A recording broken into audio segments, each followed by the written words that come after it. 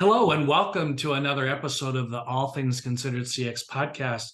I'm your host, Bob Azman, and I'm glad to have you back for another episode.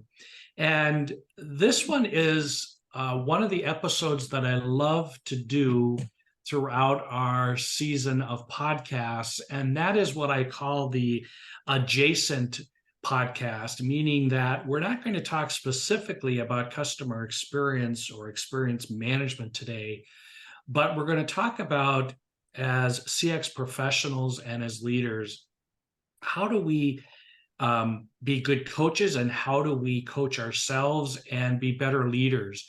And so I'm really thrilled to have Kevin Wilde joining me today to the podcast to talk about coachability and leadership development. So Kevin, welcome. And if you would introduce yourself to our listeners.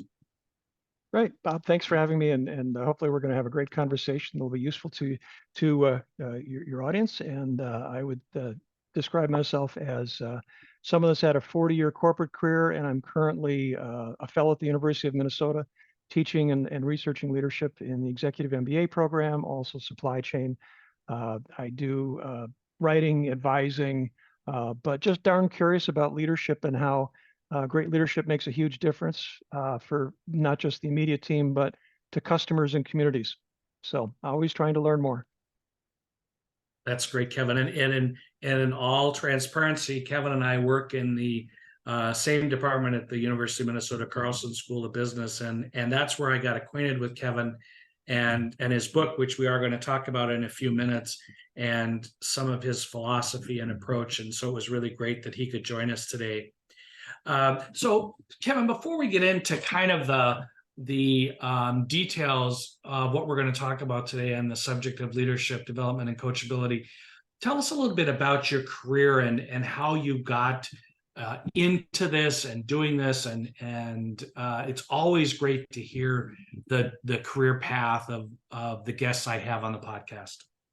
And Bob, if many of your guests are like mine, it's like how do you connect all those dots? So I've done a number of things, but I want to go back. I've always the central kind of the red thread of my career, the plot, has always been around talent development and what great results matter because of great leadership. And I'll go back to when I was in high school, 16 years old. I'm in a business club. We have a weekend workshop where we go off to a hotel and we had facilitators, and it was all about leadership. And Bob, I had never heard this concept before about, leaders have different styles and they impact a team and they can bring the best out of people or the worst. And I just became enamored. It was one of those magical moments that I'm sure a lot of people have had, that I'm just fascinated with this topic. And I remember sitting back and looking at the teacher facilitator thinking, wow, I wonder if you get paid to do this job. And I found over there that yes, you can. And so I've had 17 years at General Electric, number of divisions. Highlight was being the global training manager for the Cortonville Corporate Training Center. And I had 12 officers come in from GE and teach, including Jack Welch. So I got to see Jack at his best during the days. And, back when GE was, on top of the game, that was great.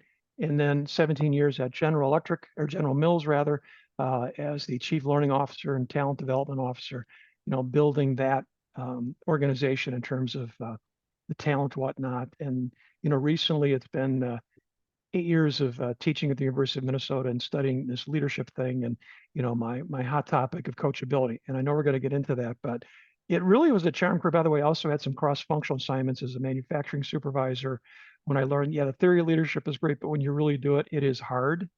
And the true you comes out.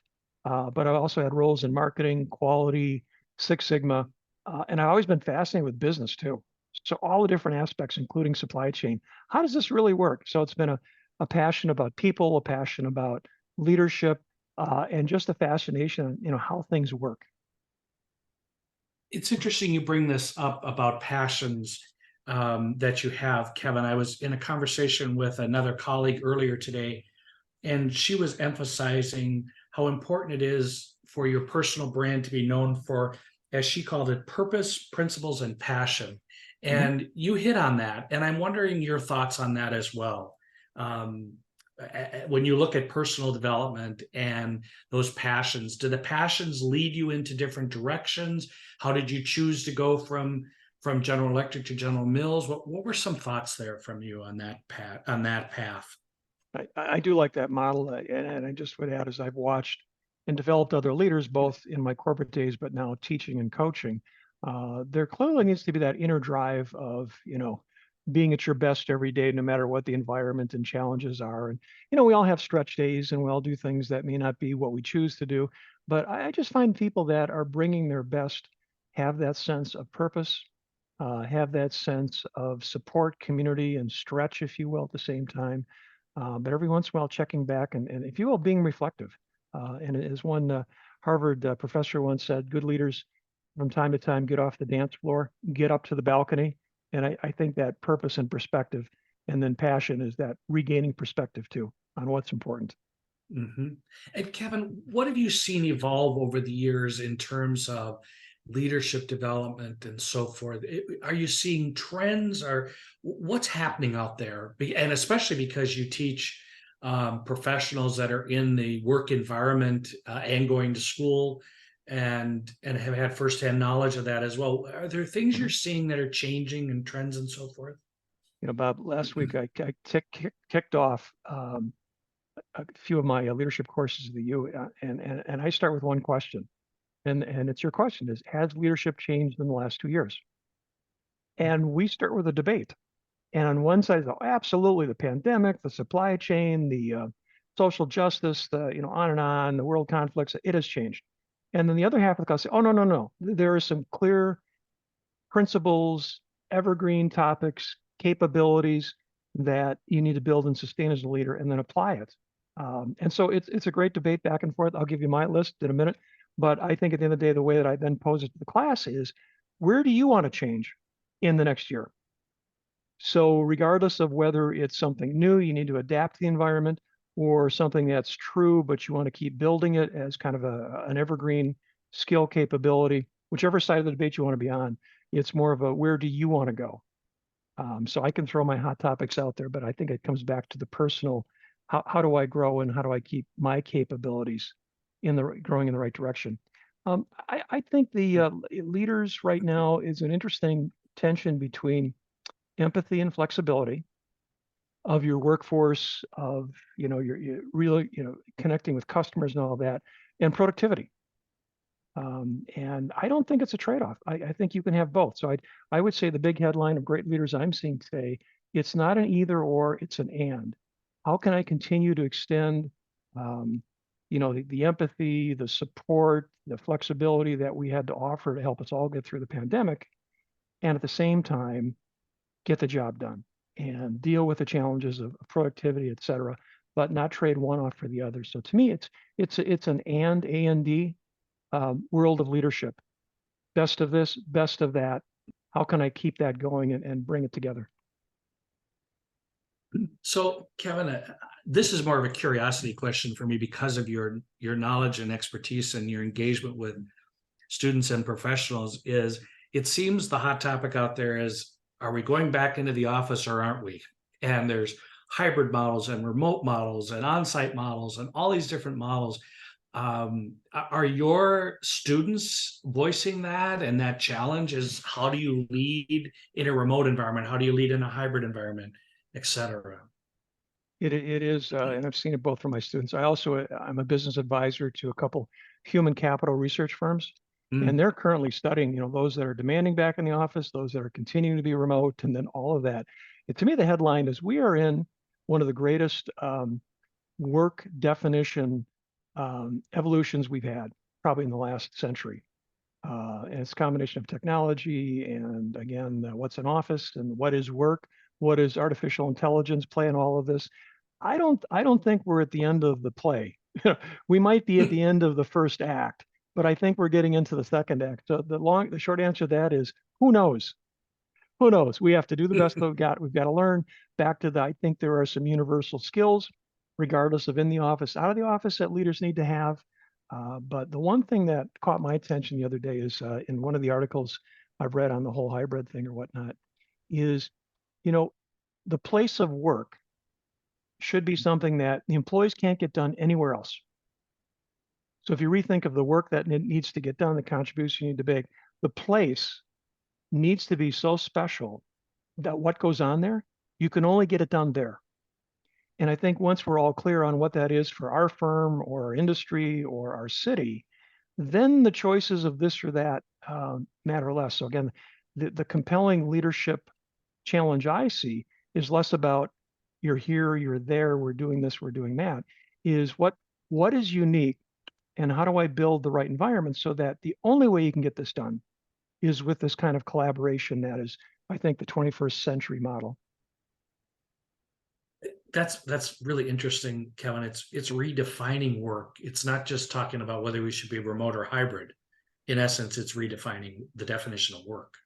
That's where I'm at. And again, Which, back to the early question. Okay, so then how does that redefine leadership? And I was like, well, some things are different, some things are the same. Exactly. So that's great background. And listeners, you're listening to Kevin Wilde talk about leadership development. And we're going to get in now to his latest book, Coachability, the Leadership Superpower. And Kevin, let's start by talking about what prompted you to write the book and maybe some highlights, because I know there's a few items in the book that I want to talk to you about, but I want to give you the opportunity to share your perspective on the book and why you wrote it. Thank you. Yeah, and I would say that one word can describe why I started this, and the word is failure. The word is failure. And in fact, at one point, the CEO said, "Kevin, you know more about failure here than anyone else." Said, is that a compliment? I'm not sure. But essentially, I would meet with the CEO and the senior team periodically. We'd talk about the top 500 leaders, officers, directors worldwide, who's doing great. Where is there an opening? How do we prepare someone? So there was a lot of great success. But I started noticing, Bob, that every once in a while, I'd look at the high potential list and there were names missing. There were names missing on the list. And I'd say, hey, whatever happened to so-and-so? Like, oh yeah, they left, or we told them to leave. Like, really? Really? So I started doing almost, and I've got a background as a master black belt. So I started doing, if you will, a Six Sigma analysis of, okay, this is a failure. We've got to analyze it, what's driving it, what are the causes, and how to reduce the variation, if you will, both for the corporation, but also the human life involved in all of this. And as I started digging into, and I would do postmortem interviews, I would dig into the personnel files and I would find some patterns. The most stunning one was this. The executive that derailed, in their last leadership survey, their last 360 of record, they had one question that was dramatically lower than my successful officers and directors. And this question was, does this leader seek and respond to feedback? And for some reason, that was 30 points lower than my average leadership population. And again, these were very successful, hardworking, great accomplishments on the scoreboard, but then something happened. And that led me to the science of derailment. And I started studying. I thought, you know what? I'm not going to write a book on derailment. It's like, okay, we know that. But the flip side is coachability. Why did those people lose their coachability? And more importantly, how was it some people maintain their coachability throughout their whole career and what matters? And that was the book. That was the book I did, as well as the webinars I'm doing and other things about what is this thing called coachability? Why do I believe it's an underserved topic that both propels a great career, but also can be something that trips you up. Excellent. And there are a few topics that I shared with Kevin, listeners, about that seem to relate to the experience management field that we're in. Mm-hmm.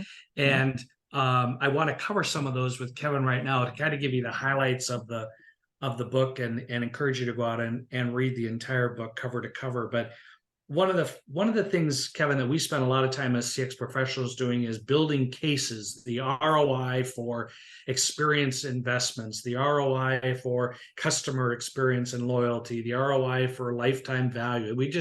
We're kind of caught up right now in a trend within the experienced professionals about their ROI. And one of the topics you talk about in your book is the case for coachability. So it resonated with me that said, well, wait a minute, we're trying to build this case for CX. What is that case for coachability?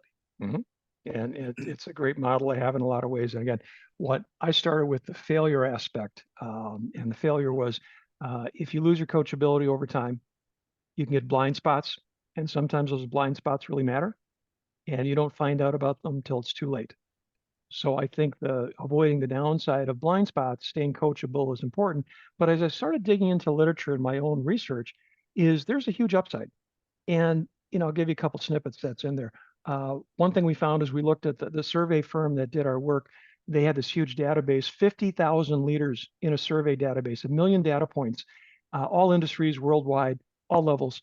And we created a coachability index of the survey results and then looked at other factors. And the one thing we found is the higher the coachability score is as viewed by others, the higher your overall leadership is seen, the more you're seen as strategic, the more you're seen as influential, the more you're creative and problem solving, and if you will, delivering greater value to the organization.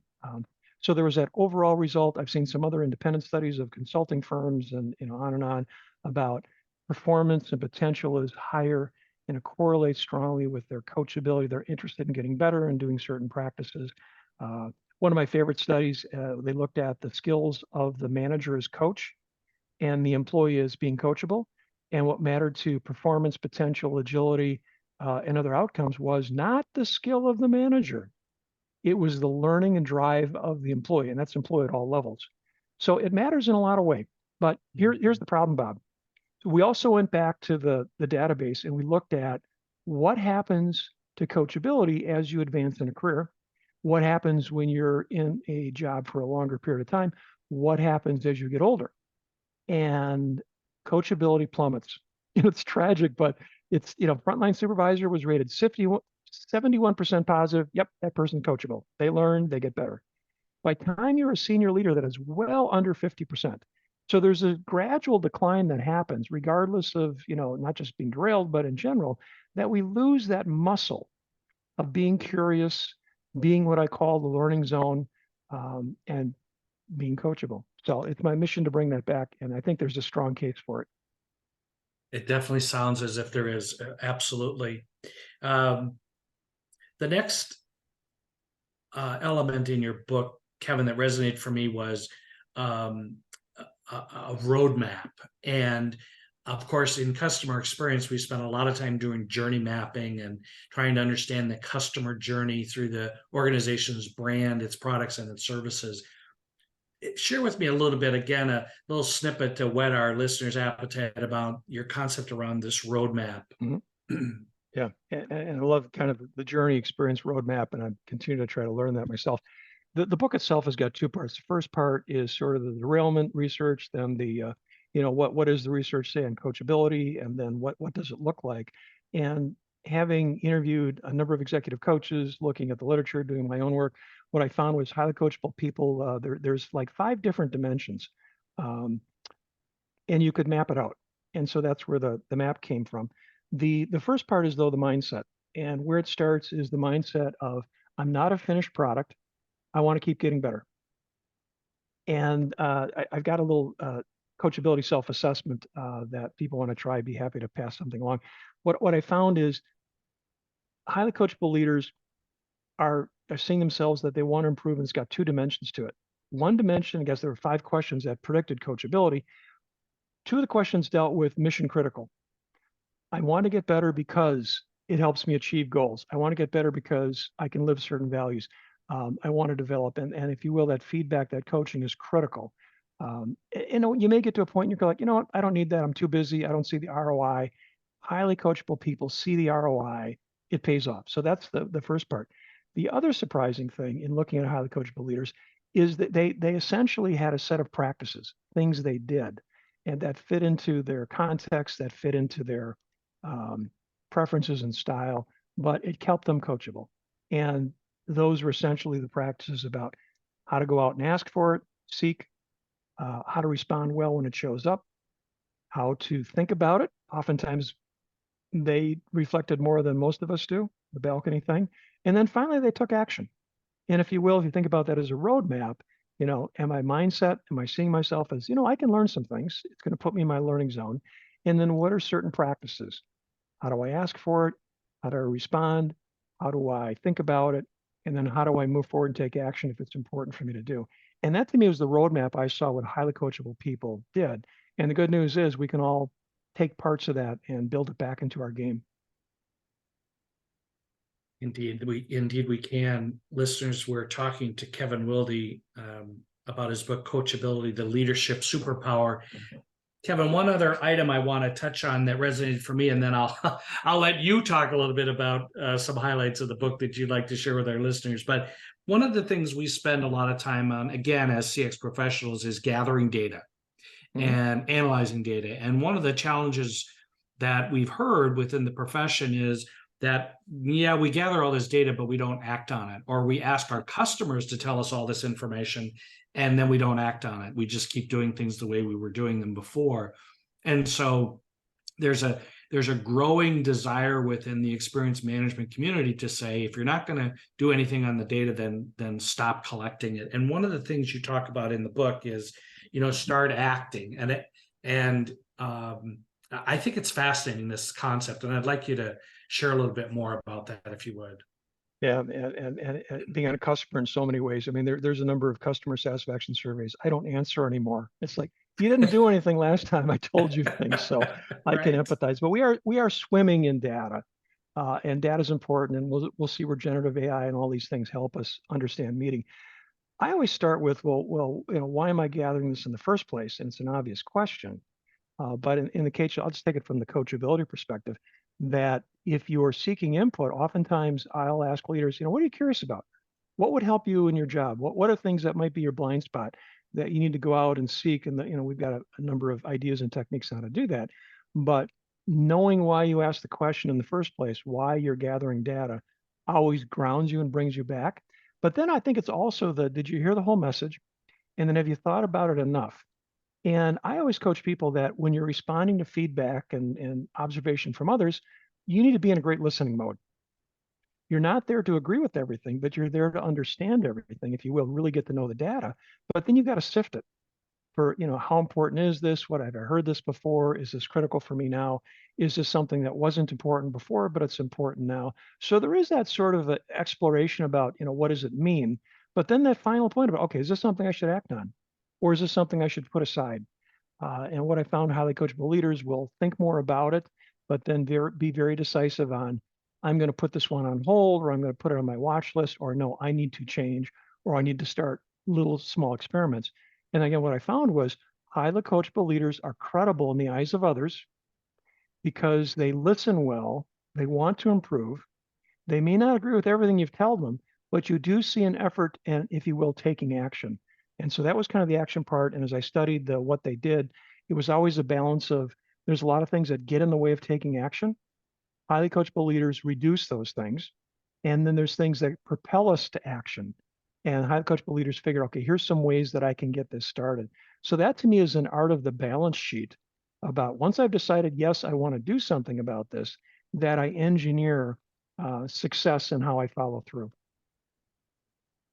It's really interesting, Kevin, because having been in corporate environments for most of my career, some 40 years of being involved in various personnel surveys, 360 performance appraisals, and so forth, there was an element for me where it was like, great data, where do I start? What, obviously continue to do the positive things, but when there's feedback that says these are areas where I can improve, it's like, I always felt this sense of, yeah, I think they've nailed it, but what do I do, right? What's my next step? And I think that's what you're highlighting here. Yeah. Again, there are situations where, the feedback is clear. Kevin, stop doing this, or Kevin, start doing more of that. Got it. Let's go. So, I mean, let me be oversimplistic about it. There's probably things sitting on all our desks that, if I just took action on what I've got, things will improve, or I'll learn more. So I think it started with highly coachable leaders lean into something. And I think they get some momentum going on an improvement, a change, a spirit of experimentation, a couple small steps. So, I think it doesn't serve us well to, be too mired in the data or the process of collection. Like, let's try some things. And what does the gut tell you? Let's go there. And then, if you will, on the experience roadmap, then see where it takes you. And is that where we want to go? Other things that might be, I need to go check with someone else. And again, I'm going to take it back to getting feedback and, growing as a leader and being coachable, there are some times when you're not quite sure what it is and what it means that you need to go see a truth teller. You got to talk to someone that is your trusted advisor. You got to say, hey, I've got this feedback, or I'm seeing this data. It's got my attention. Before I dismiss it, is there anything here I should pay attention to? Or does this connect with anything else you've seen or you could help me with? And so bouncing off of someone where you've built that trusting relationship matters. And again, highly coachable people not just take data and do things. They've got a network of people that coach them. And I think the same thing probably, Bob, applies to the listeners you've got is, where's the, not to complicate things, but where can help someone be your sounding board, clarify it, to say what's most important here and help you sift through that. And I think that is such great advice, to have that network, to have those key advisors and confidants. It's so important, I think, to the success of developing as leaders. I couldn't agree more. Enough of my highlights of the book. As listeners, you can probably tell I'm really excited about the content of this book. Kevin, what are some other highlights you'd like to share with our listeners to entice them to grab it and read it? It's written for people that don't read leadership books. So right. I would start, Bob. No wonder no wonder I like it so much. Well, and I don't want to, and so I've got great leadership books and people that I follow and admire that. But I just know whenever I'd sit in an executive's office, I'd stare at their bookshelf and there'd be books and I'd say, wow, that's a good book. What was your favorite chapter? It's like, well, I read 13 pages and that's that. So I wanted to write something that got the message across about this topic matters. Here's what it looks like. Here's why it's compelling for you. But then also, what do people do?